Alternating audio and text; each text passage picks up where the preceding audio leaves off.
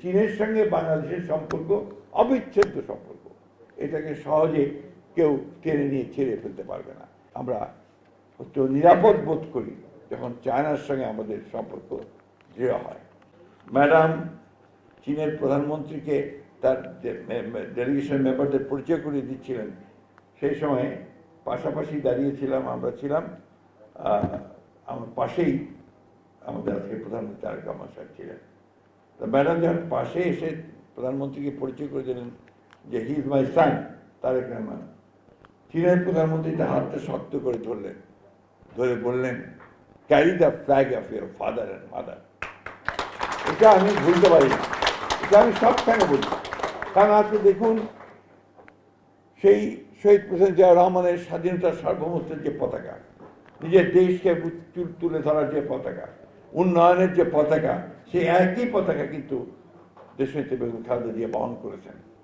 এবং সেই ফ্ল্যাগটি তারেক রহমান আজকে এত সংগ্রাম, যুদ্ধ, লড়াই করে সেই পতাকা আবার তুলে ধরেছেন। That is the success, that is the achievement. আমি যে জন্যই বলি যে চীনের সঙ্গে বাংলাদেশের সম্পর্ক অবিচ্ছেদ্য সম্পর্ক, এটাকে সহজে কেউ টেনে নিয়ে ছেড়ে ফেলতে পারবে না।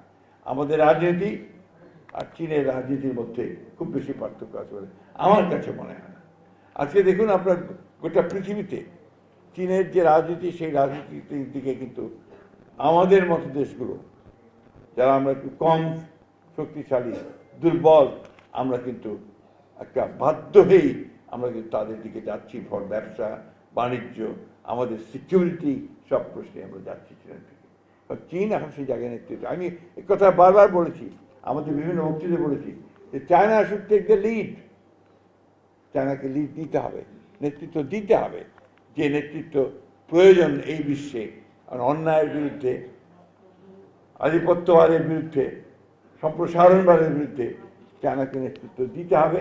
আমাদের মতো দেশগুলো আমরা তাদের পাশে এসে যেন দাঁড়াতে পারি, এই বিষয়টা আমি বিশ্বাস করি বলে আবারও বলছি যে আমরা একটু নিরাপদ বোধ করি যখন চায়নার সঙ্গে আমাদের সম্পর্ক দৃঢ় হয়। এই কথাটা আমি আবার বললাম, কেউ কিছু মনে করলে করতে পারে, আই ডোন্ট মাইন্ড, বাট চায়নাকে আমাদের দরকার, চীনকে আমাদের দরকার সেখানে।